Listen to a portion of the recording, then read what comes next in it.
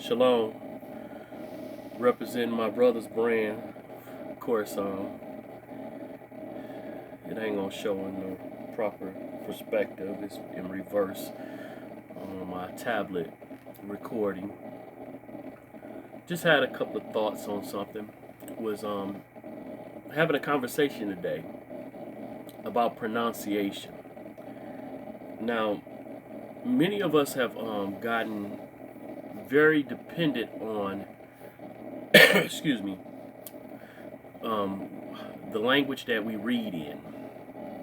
So basically, how something is spelled or something is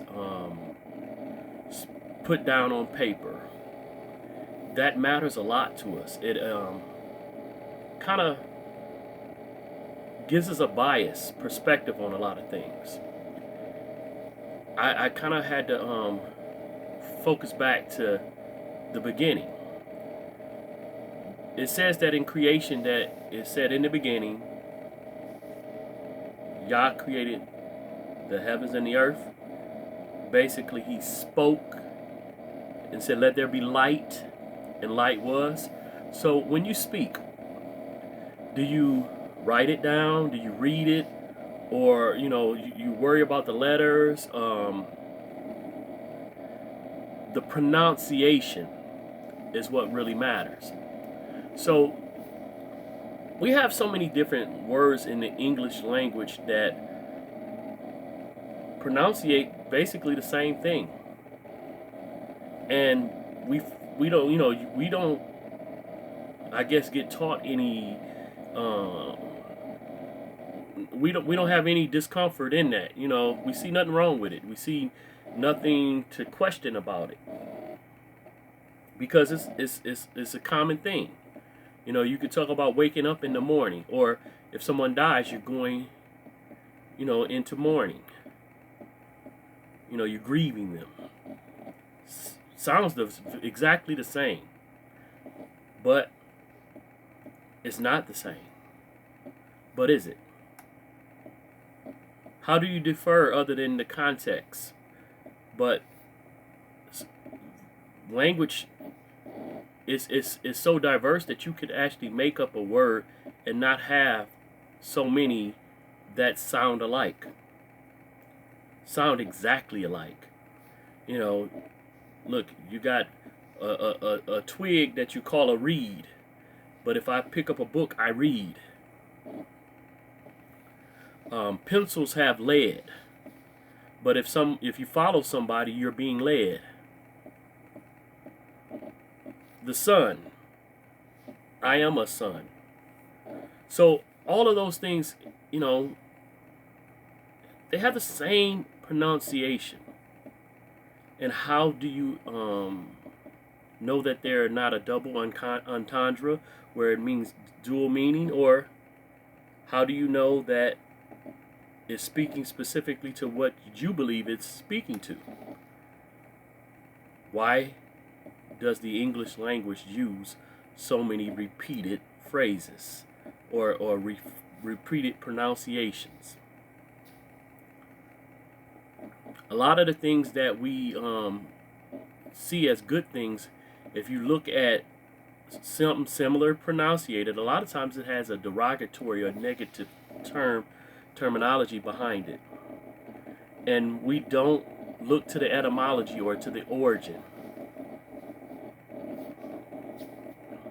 We're not trained into that.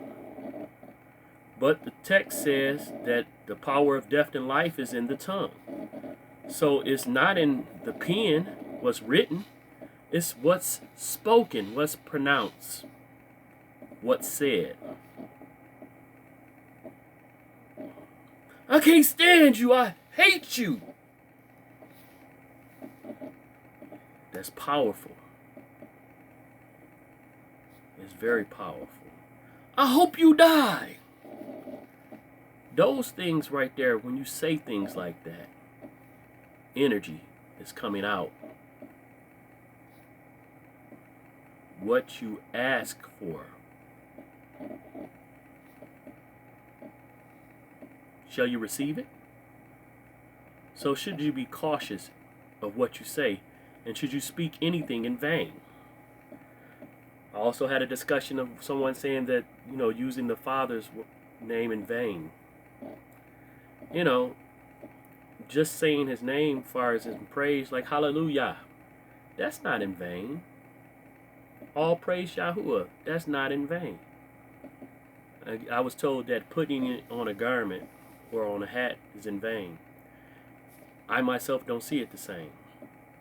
When I have Yahuwah's name on something and they ask me, I get to pronounce it. I get to say it, and then I get to minister it. Because I get to not just say his name, give explanation of what his name means and who he is.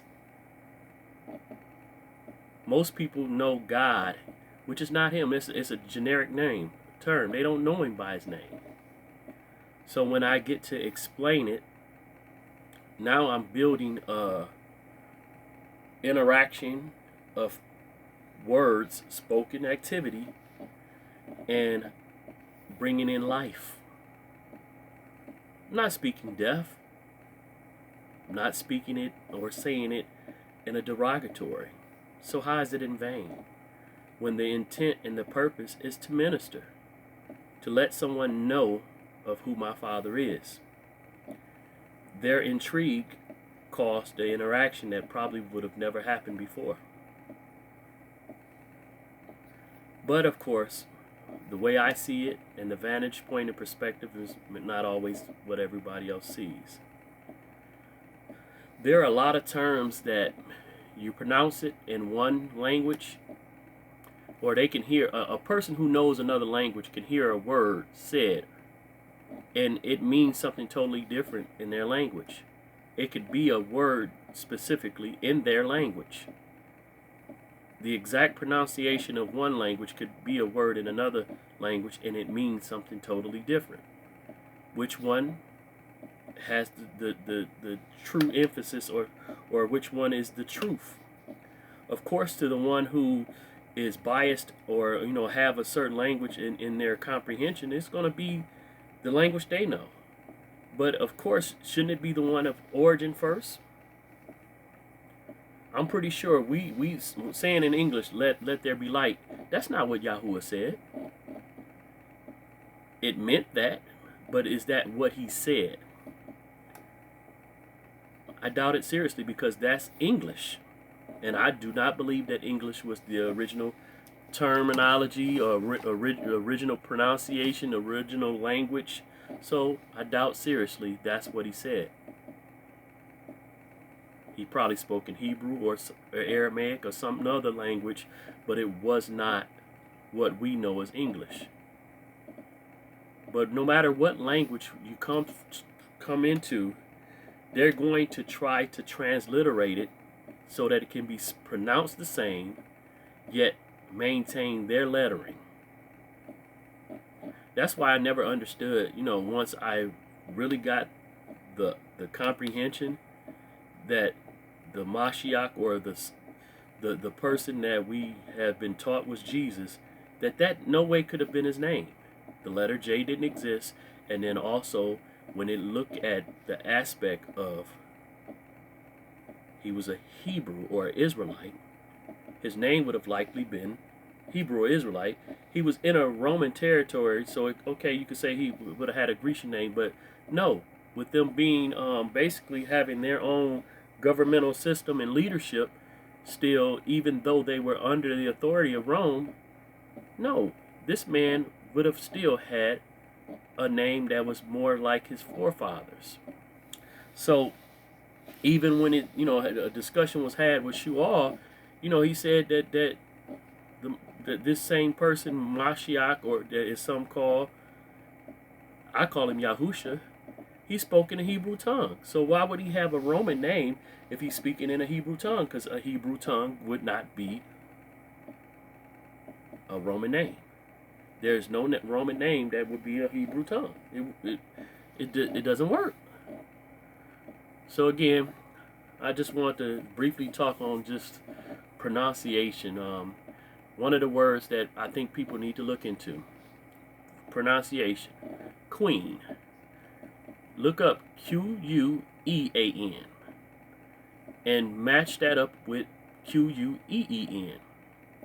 And if you're Israel, ask the question this: how many queens have you heard of in Israel?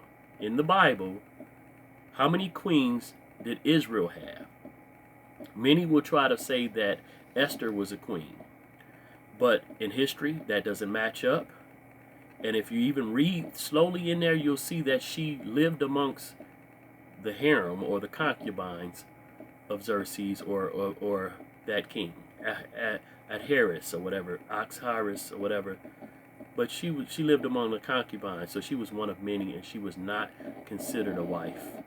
Though we've been trained up to believe she was a wife, no, I don't see that when I read it slowly. I don't see that. If someone can show me something different, please do so. But Jezebel, we know that that woman was not right. And so you might want to say she was a queen, but that's about it. And I think there might have been one other where when there was a woman, a mother of someone who's supposed to be king, and she took over or whatever. I think that might have been one situation. You know, maybe she had that title, but queen was not a title. Of all David's wife, none of them was called queen. Of all Saul's wives, none of them was called queen, because Bathsheba wasn't called queen. Now, Sheba was called queen, but she was of Ethiopia. She was not an Israelite. So, you know, that's not what I'm asking. I'm asking for an Israelite queen. All right. Y'all have a great day. Thank you for listening to me. Hallelujah.